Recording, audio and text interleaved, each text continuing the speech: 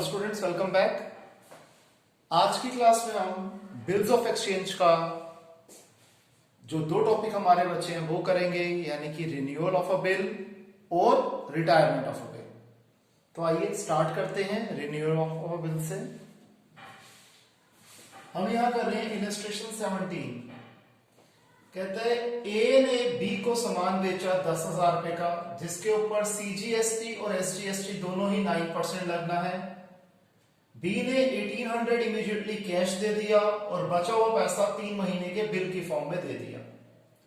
जब due date आई तो B ने रिक्वेस्ट करी ए से कि आप पुराने बिल को कैंसिल कर दो और मेरे से 3,000 रुपए अभी ले लो पार्ट पेमेंट, और बचे हुए अमाउंट में से 7200 का एक नया बिल ले लो जिसमें 200 रुपए में आपको इंटरेस्ट में दे रहा हूं।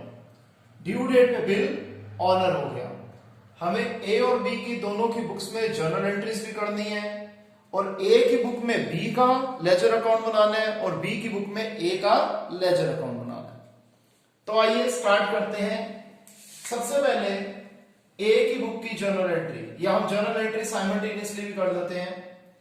ए ने बी को 10,000 रुपए का माल बेचा जिसके ऊपर सीजीएसटी और एसजीएसटी 9% लगना है। 10,000 रुपए का 9% होता है 900 रुपीज। ए अपनी बुक में क्या करेगा, इसने सामान बेचा है, B debited to sales account to output CGST to output SGST. 10,000 रुपए की सेल्स थी, 9% टैक्स यानी कि 900 रुपए, टोटल हो गया 11,800 रुपीज। बी अपनी बुक में एंट्री क्या करेगा, इसने सामान खरीदा है, purchases account debited, input CGST account, input SGST account to A. 10,000 रुपए की परचेजेस थी, 900 रुपए टैक्स, टोटल इसने जो ए को पैसे देने हुए हैं 11,800। अब क्या होगा कि इसने 1,800 रुपए बी ने हमें मिस्टर ए को अभी कैश दे दिया, तो कैश डेबिट हो जाएगा 1,800 रुपए से। 11,800 में से 1,800 रुपए आ गए, यानी कि 10,000 रुपए बचे थे जिसका उसने बिल दे दिया। तो BR account debited 10,000, cash account debited 1,800 to B 11,800। B अपनी बुक में एंट्री क्या करेगा, ए को डेबिट कर देगा 11,800 से, टू कैश अकाउंट जो उसने कैश दिया 1,800 रुपए, और टू बीपी अकाउंट जो एक एक्सेप्टेंस दी 10,000 रुपए की। अब ड्यू डेट पे इसने क्या कहा कि सर आप पुराने बिल को कैंसिल कर दो।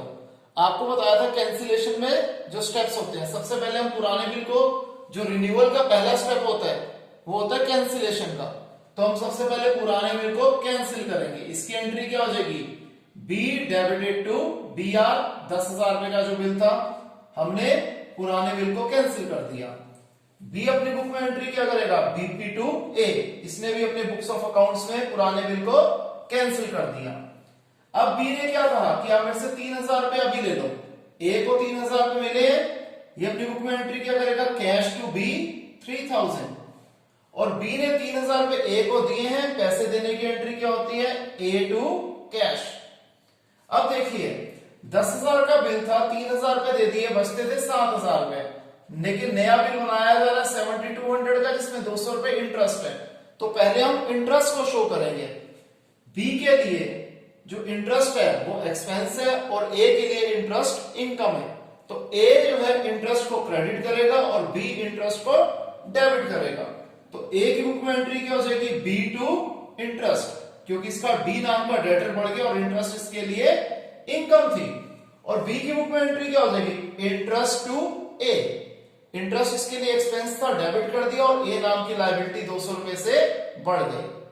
थर्ड स्टेप क्या होता है, अब ये क्या करेंगे, नया बिल दे रहे हैं, नए बिल की एक्सेप्टेंस की सेम एंट्री होगी। ए लिखेगा बी आर टू बी और बी क्या लिखेगा, ए टू बीपी। अब ये नया बिल की पेमेंट हो रही है, ऑनर हो रहा है, तो ए की बुक में एंट्री हो जाएगी कैश टू बी आर और बी की बुक में एंट्री हो जाएगी बीपी टू कैश। अब लेजर वैसे ही बनेंगे जैसे हम अभी तक हमेशा बनाते आए हैं। जर्नल को देख के हम लेजर बनाते हैं। ए की बुक में हमने बी का लेजर बनाना है, तो बी का यूज कहां हो रहा है, यहां हम बी के डेबिट साइड पे ये तीनों चीजें लिख देंगे, to sales account to output CGST to output SGST. With the same amount हमने लिख दिया। फिर बी का यूज यहां पर हो रहा है, हम क्या लिख देंगे, by B R by cash, by B R by cash same amount.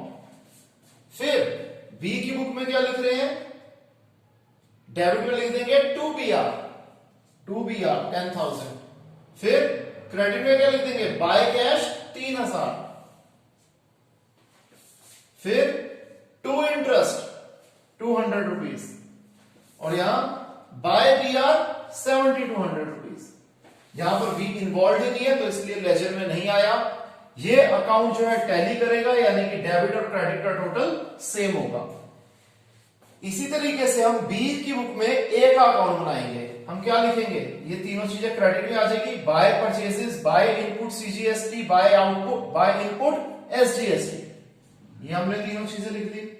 फिर ए में अब डेबिट साइड पे लिख देंगे to cash account, to BP account. फिर क्या लिखेंगे, बाय बीपी अकाउंट 10,000। फिर to cash account 3,000, by interest account 200 rupees, to BP account 7,200 rupees. Simple logic. Clear है स्टूडेंट्स, इसे कॉपी कीजिए।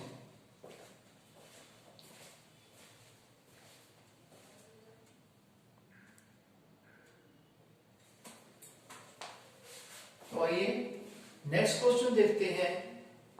ये है हमारी इलस्ट्रेशन 18। ए ने एक बिल बनाया बी के ऊपर 60,000 रुपीज का 2 महीने के लिए, और उन्हें यह एक्सेप्टेंस मिल गई 1 जनवरी 19 को। अब ए ने इस बिल को डिस्काउंट करवा लिया अपने बैंक से 15% पर एनम पे। डेट मेंशन नहीं है तो हम सेम डेट अज्यूम करेंगे। अब जब ड्यू डेट आई तो बी ने रिक्वेस्ट करा कि सर आप मेरे से 20,000 रुपए अभी ले लीजिए और एक नया बिल बना दीजिए 2 महीने का 18% इंटरेस्ट के साथ, और न्यू बिल ड्यू डेट पे ऑनर हो गया। हमें ए और बी दोनों की बुक्स की एंट्री बनानी है। सबसे पहले हमें एक्सेप्टेंस मिली, ए को एक्सेप्टेंस मिली जनवरी 1 पे BR टू बी, बी ने एक्सेप्टेंस दी तो ए टू बीपी। अब ये 60,000 रुपीज का बिल था, ठीक है जी, 2 महीने का बिल था, और इसे इन्होंने बैंक से डिस्काउंट करवा लिया 15% पे।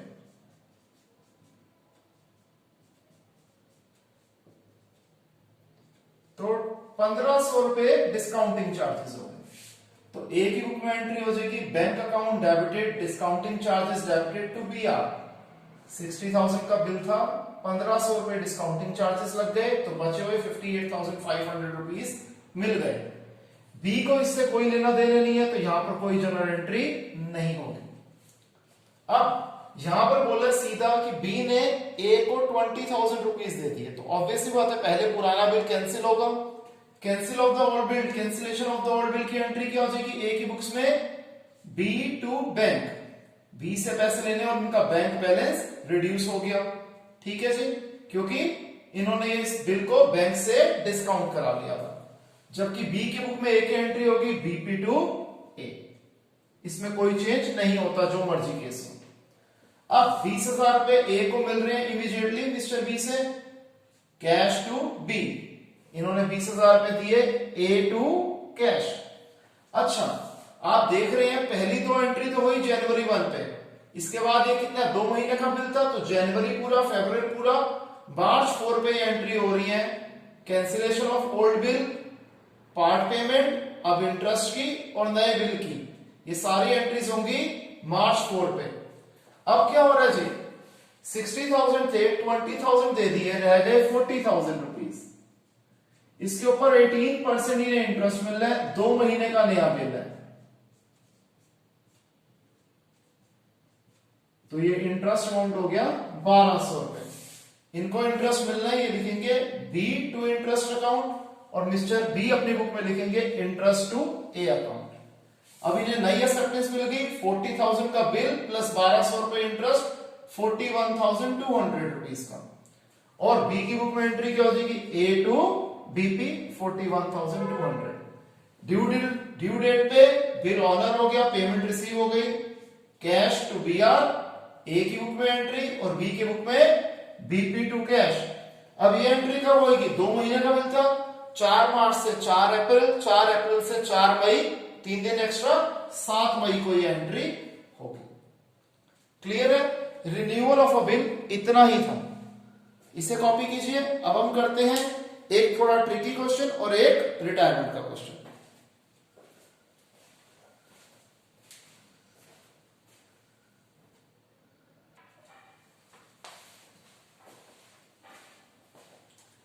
आइए नेक्स्ट क्वेश्चन देखते हैं। इलस्ट्रेशन 20, इसमें मैं सिर्फ गुलशन की बुक्स में जनरल एंट्री कर दी है। दत्त का प्रोमिसरी नोट जो कि 70,000 रुपीज का था, जो कि गुलशन ने एंडोर्स किया हुआ था मयूर को, वो डिसऑनर हो गया और मयूर ने जो होल्डर था उसने 1000 रुपीज नोटिंग चार्जेस पे करे। पहले यहां तक देखते हैं। गुलशन की बुक्स में एंट्री कर दी है। इन्होंने क्या करा?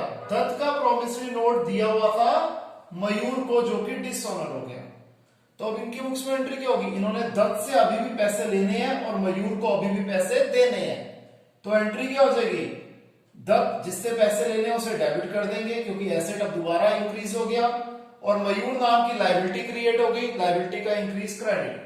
70,000 का bill plus 1000 rupees noting charges, 71,000 की एंट्री हो गई। अब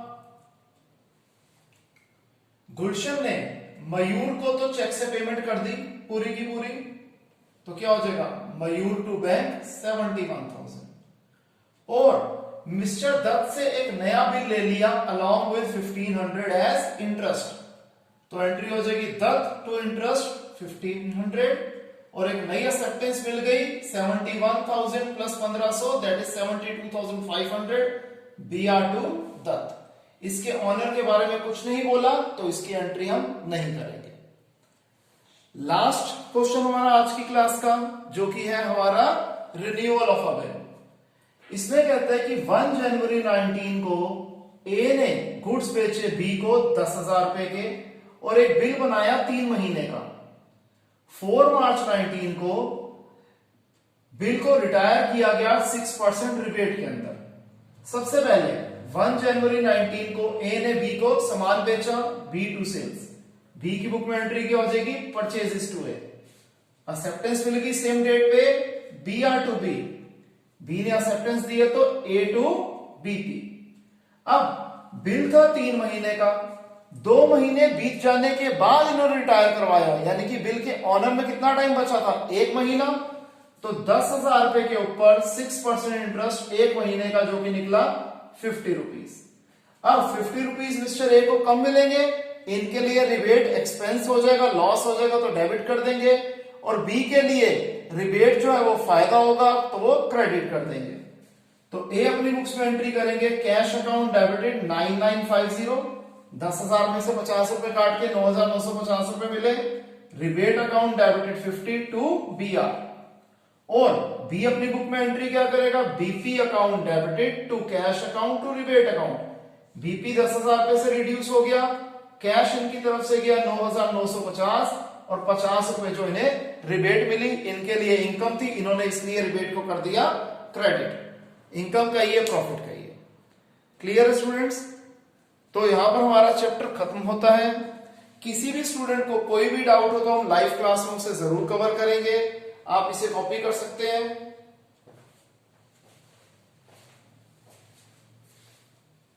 तो okay students, bye, take care.